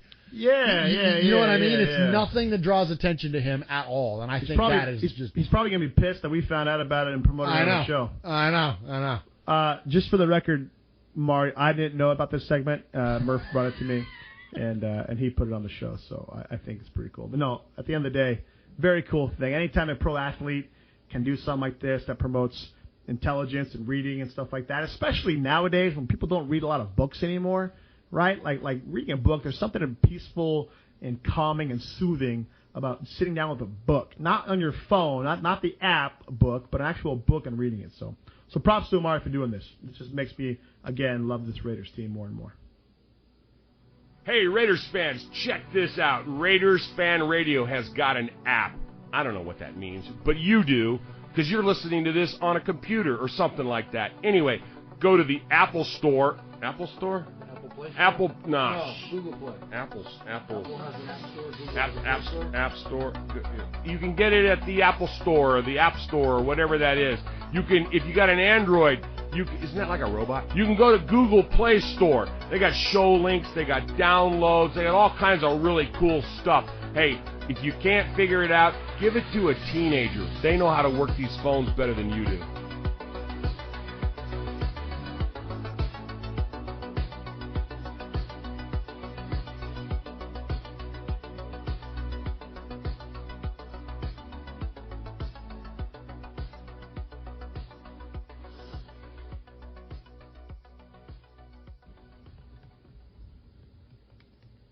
Sorry, I'm still finishing up my comment to Amari Cooper.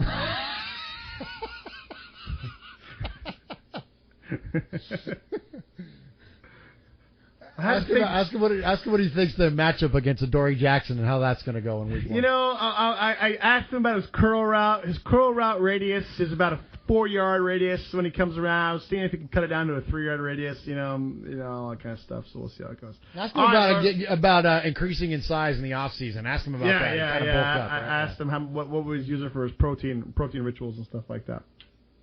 Okay, because we're a Raiders fan show, and the Raiders just made 37 cuts to their roster. We had to address the cuts over the last couple of days here. Wait, let me get my Giorgio Tavecchio sound bites in order here. Yeah. I posted a thing on Facebook yesterday asking which players are people most saddened by. Great response. Love the response. I think over 60 people responded to it. I'll just kind of read the first few answers. A lot of them kind of repeated. Isaac Whitney. Somebody was really sad about Isaac Whitney, Murf. Yeah, that was like the player they were most sad about. Maybe they were a UFC fan. Yeah, that was left by Robert Whitney. Yeah. LaTroy Lewis, Ben Heaney, Lewis, Atkinson, Heaney, Hatcher, Atkinson, Hood. But Hood got signed to the practice squad. Lewis, Calhoun, Atkinson. And it seemed like it was a kind of a tie between Atkinson and Lewis. And so I think one of those is more emotional and one of those is actual legit. Atkinson, where, Murf? Where is Atkinson supposed to play? Yeah. Like we I get don't know, it. Can he play linebacker? I mean, yeah. His dad was a former player for the Raiders. We get all that. I think we've brought him in and out. I think the last 2 or 3 years. Yeah. We brought him in for camp and then cut him and stuff like that. But, and he went somewhere last year. He was in like Seattle or something weird like that last year. But yeah. But where does he go? I mean, you got Lynch, you got Washington, you got Richard. Then Olawale. Then Olawale. But then Atkinson. Like we're not going to keep 4 running backs on the list. So I'm not really. That wasn't really a shock to me, that one. But here's why though. It's because he's the freaking preseason monster. He is one of those guys that he's got enough talent. He's Matt McGloin as a running back. Exactly. You put him against someone else's third stringers and he balls out. So everybody loves him because he puts up these great stats and he looks great. But it's against people's third stringers, folks. So yeah, there's no room for him on the team.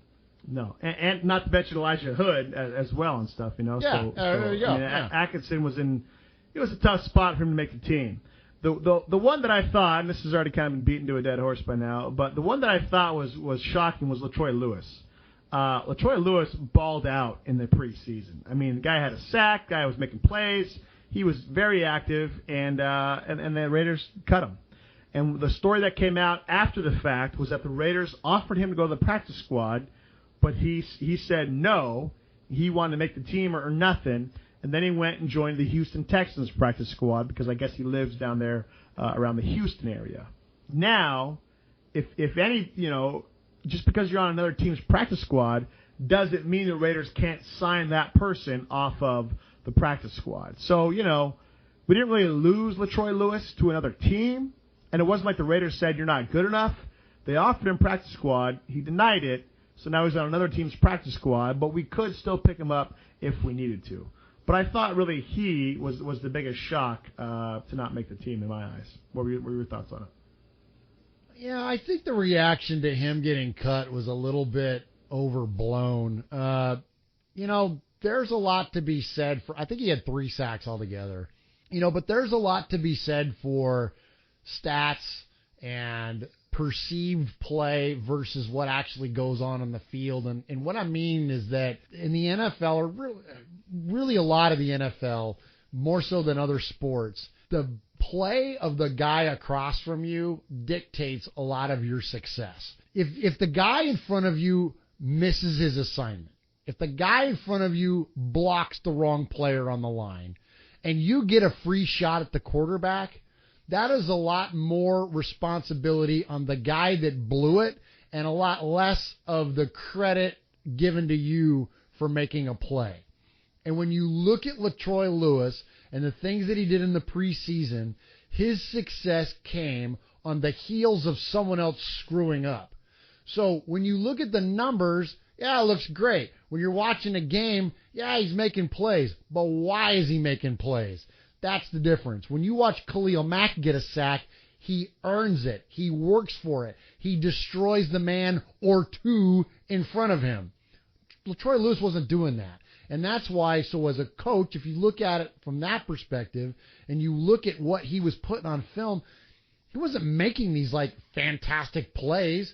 And the same thing you could be said for Atkinson. Atkinson's not out there like, he's not creating. It's the lack of performance on the other side of the ball is what's enabling this success. And so I think that as fans, that's where we can get so out of joint on preseason is that you got to take the whole thing in context. You can't just look at this one guy and this one thing that he's doing, because there's camp darlings and preseason darlings every single year for every single team, and most of those guys never work out because there's a reason that they're doing that, and it's a lot less to do with what they're doing individually and a lot more so with what the other team or the opponent is not doing. And it was not clearer to me than in any other case than this LaTroy Lewis. So I mean, look, and then you think about, what do we need on the team? We don't need him. That's not what we need. We don't need somebody to come and rush off the edge. We don't need that. That's so, I don't know. I didn't understand the disappointment in Raider Nation on this one. Like, we got bigger things to worry about, folks. I mean, we can beat the linebacker thing to death, and I feel like we already have. But like, that's what you want to worry about. Like, worry about your freaking secondary. Like, don't worry about your edge rushers. Like, we're good there. Like, quit it. Quit worrying about running back. Like, we don't need to worry about running back. Like, we got plenty of running backs. We got plenty of good running backs. You know what I'm saying? Or like the ones that are like, oh, KJ Brent, man, oh, that guy can make play. Like, where's KJ Brent going to play? We just signed Seth Roberts. You got Cooper and Crabtree. Like, what are you worried about the fifth wideout? Like, really? Like, come on, the guy's going to barely ever sniff the field to begin with. And like, those ones are the ones that I don't get. And those are the ones where also we got to keep this in perspective too, Raider fan. Those are special teams players. When you're the third, fourth, fifth guy on the depth chart, you better be a stud on special teams. Because if you're not, it doesn't matter that you ball out against the third stringers. If you can't gun down there on kickoff and make a tackle, then you're not going to be on the team, because you're not going to be playing in Amari Cooper's spot. So you better be able to tackle then on special teams. That's the kind of stuff that comes into play that we've got to consider as fans when we're hearing these names that get cut and are feeling any kind of disappointment. Like, this, look, big picture. Yeah, not Elijah Hood. I wish we could have kept him. Gabe Holmes, Troy Lewis, Breon Borders. We all had hope for a lot of these guys. Hey, what happened with Borders? Let me stop you on that one, because he did have some pretty decent plays, right? So is he a victim of what I just said, of what I just described, where we got the corners. We have at least our starting three corners. So he's your fourth corner at best. And if he doesn't play special teams, he doesn't make it. Is that what we saw there? I don't think he has the top end speed right now to keep up. He got burned pretty bad. I think it was a Cowboys game. But he's on the practice squad. So he made it to the practice squad along with Farrell Brown, Shalik Calhoun, Fadal Brown, Keon Hatcher, Elijah Hood, Jordan Simmons, James Stone, Max Velez, and Isaac Whitney. So Borders is there along with Shalik Calhoun. I think the biggest disappointment is surprise, right? Yeah. The biggest disappointment is Calhoun, man. Like this guy has done nothing. This is now his second year. What was he, a third-round draft pick? Yeah, so, he's been hurt, though, right? So, Still top 100, but that's still pretty disappointing and stuff that this guy hasn't been able to do much, So outside of that, though, pretty standard, pretty standard cuts there. I didn't think Elijah Hood was going to make the team. I thought practice squad, just because we're so deep at running back. But maybe next year he comes in. We'll see how long Lynch sticks around for. And then we'll need to see if we can get if Rashard or Washington going to be our number ones, or what's going to happen. Might go running back by committee by then, but who knows? And then also, with the secondary, Breon Borders might get called up. We don't know if the secondary is going to be good or not. So Breon Borders could be called up. So time will tell on that. Heck, too. Who knows what's going to happen with Sean Smith? We still don't know what all the legalities are of everything. And it's true. I mean, that's true. Heck, he could get suspended. Like, who knows? You're right. That's a good call. Yeah, our secondary is still kind of up in the air. What's not up in the air, though, is Murf's black hole. Hey, so this is Uncle Mosh, and apparently all you got to do to host a podcast is have a microphone, a garage, and a couple of Derek Carr jerseys. Ha! These two did it. You're listening to Raiders Fan Radio with Sonny and Murf.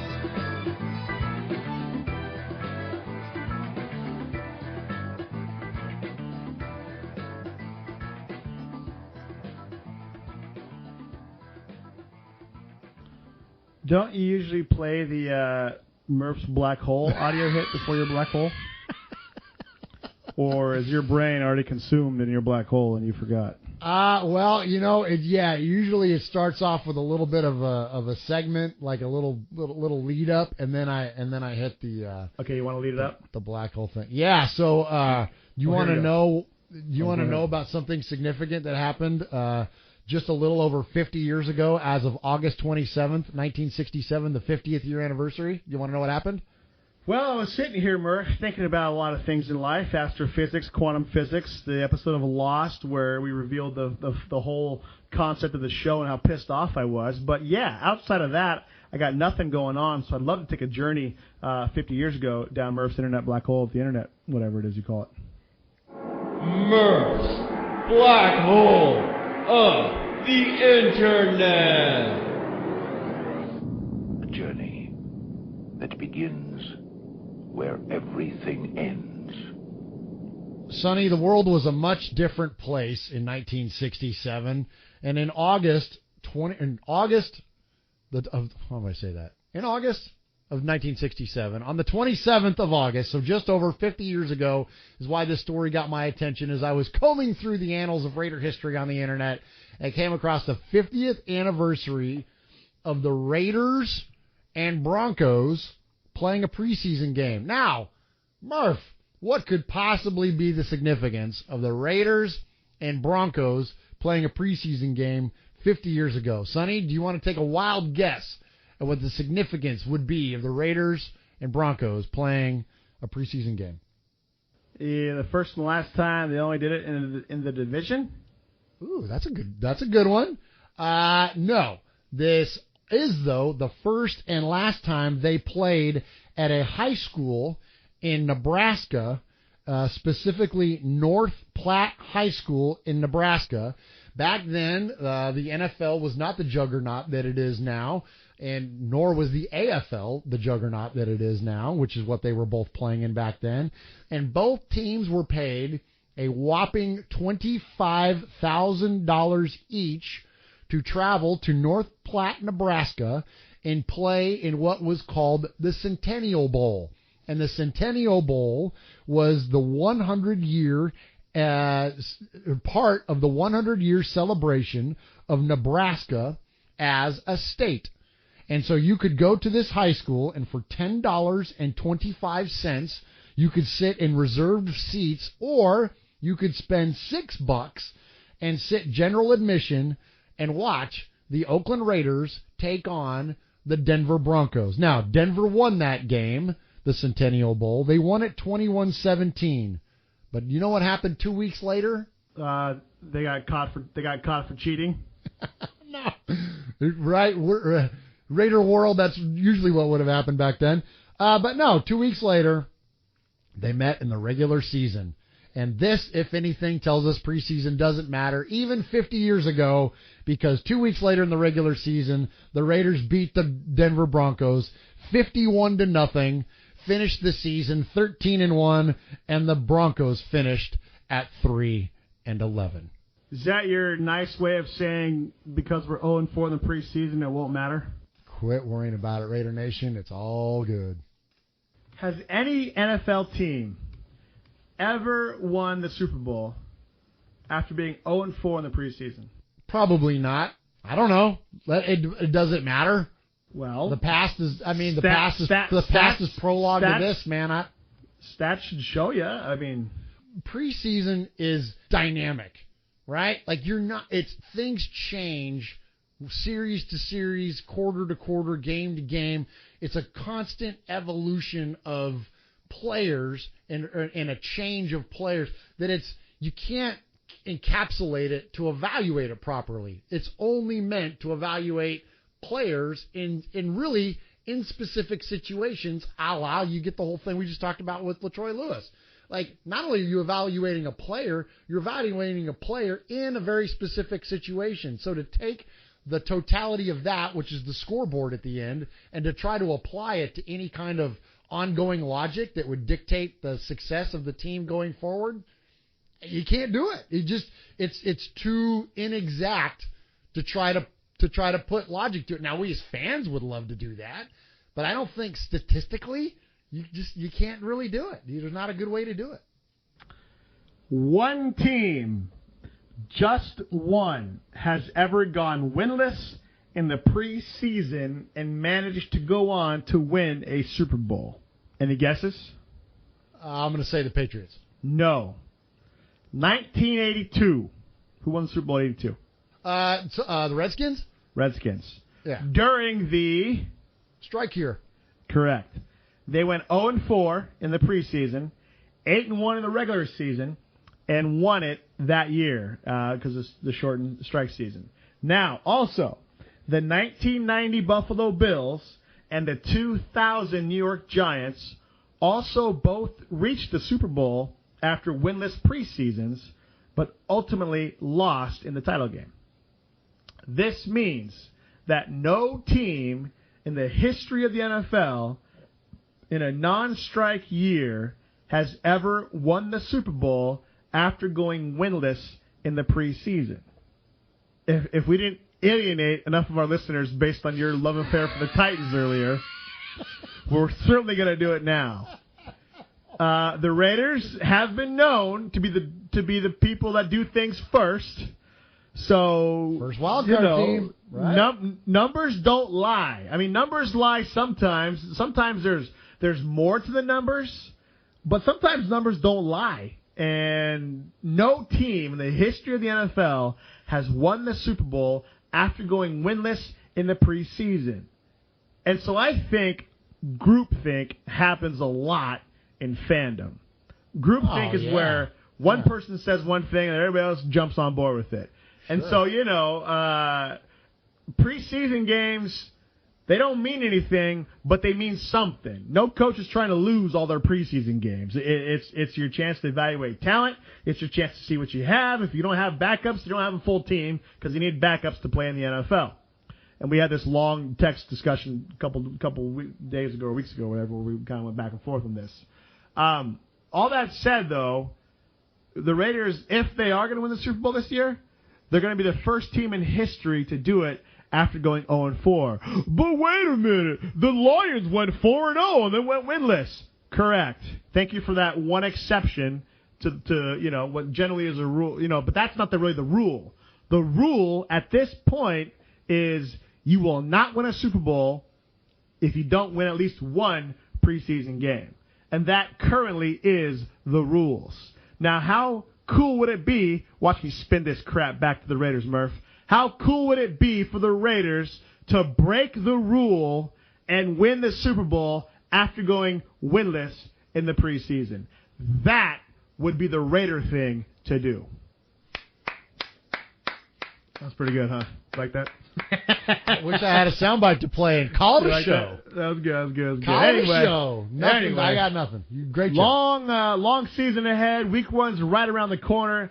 Make sure you join us. If you're going to the Tennessee Titan game, check us out. We'll be at the Tailgate TN. Look it up on Facebook, the Tailgate TN. Tickets right now are $30 per ticket.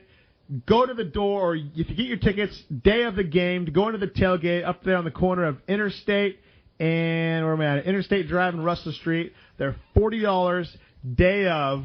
But if you show up to the tailgate and you're the first ones to go up there and say Game of Day as the secret password, again, that's Game of Day, you will get 2 tickets to get into the tailgate for free. All you can eat Famous Dave's barbecue. All you can drink non-alcoholic and alcoholic beverages of your choice, as well as waters. You can challenge me to a water drinking contest. I've already set the bar at 27. We'll see how that goes. We'll be there. We'll be doing our podcast live at 9:35. Come by and check us out. We'll also be doing a post-game Facebook Live reaction show after every single game this year. It's just giving us the chance to vent, instant reactions. We want you guys chiming in as well on the Facebook page, on Raiders Fan Radio Facebook page. We thank you guys so much for staying with us during this long off season. And Murph, now it gets fun. Now it gets to be what we've all been talking about for 8 months. We've been speculating. It's go time. Sunday's week 1 of the regular season. I'm super pumped. I just have to figure out what I'm going to wear to the freaking game, my Stabler jersey or Raiders Fan Radio shirt. Time will tell. Probably depends on which one I look less fat in day of the game, so we'll see what happens there. But Murph, anything else before we go? Yeah, man, I'm stoked. This is where we get a chance to kind of gush our fandom a little bit, and we, a long time ago, made a pact, if you will, to try to attend a Raider game every year, whether that be on the road or whether that be at home at the Oakland Coliseum. And for the most part, other than the one year I didn't invite you, other than that, we've done a pretty good job of always making it to a game. We've seen now, I think, this will be our second time in Tennessee. We've been on the road in Atlanta. We've seen him play at home a few times.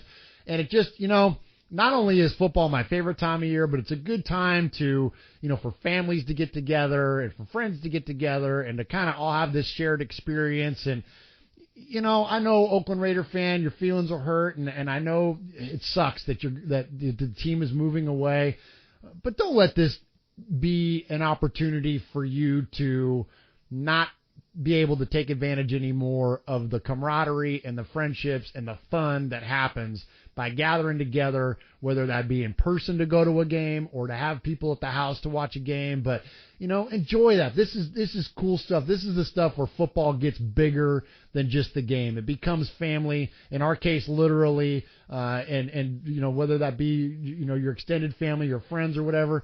Man, don't get robbed of that, man. Still enjoy that. Still be a part of that.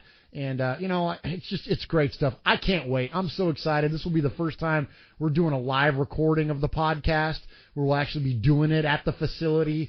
We're thankful that we were able to partner up with the Tailgate TN folks. It's going to be great, man. This is going to be cool stuff. This is going to be an amazing weekend in terms of football and in terms of family and food and all the great stuff. And so I can't wait. I'm excited. I hope I'm not napping from all the famous Dave's barbecue I'm going to eat prior to the game on Sunday. It's a lot of food, dude. I'm just saying. It's going to be a lot of food. But you make a great point, Murph. If this is one of the last years they'll be in Oakland, don't make your future anger affect your current reality and stuff, They're the Raiders, man. Enjoy it. This is what it's all about coming together, barbecuing, hanging out, having fun. A mutual admiration for something, right? Relationship demands a context. So if the context is the Raiders, then have at it. Enjoy yourselves. I'm super stoked to go to the game. And also, Murph, this is the second year in a row we've brought our little ginger cousin along, who's a Broncos fan, to a Raider game. Perhaps we're starting to swing the tide a little bit there, right? We're starting to maybe transform him a little bit. What do you think? I don't know. That gene mutated pretty good in order to spit out a Bronco fan in our family. But, maybe there's hope, Sonny. Maybe there's hope for us to turn it around. Heck, at least this time he's not, hiding his Bronco fandom. At least he's putting his Marcus Mariota fandom on display and rooting for the Titans. So that's at least a step closer to the Raiders, right? That's a step away from the Broncos. You may only be a half a step, but hey, we'll take them all, and we have hope for our redheaded cousin. Yes, anytime you're a fan of the Broncos, Lakers, and Yankees, there's always a chance you could actually root for a real team that you actually have some ties to. On that note, we'll hope to see you all at the game. Go Raiders, 31-28, my score prediction. Murph, yours was 21-17, 31-20. What was yours? 27-21. 27-21. I hope the Raiders get the win. And during the season, we'll probably put out a podcast Monday or Tuesday after the game instead of on the weekends like we've been doing in the off season. So the podcast will be coming out a little bit later than anticipated. But look for them Monday, Tuesday, Wednesday, somewhere around there until we find a good rhythm during the season. Hope to see you all at the Tennessee game. Go Raiders. And as always, it's Raider Nation, wherever, forever.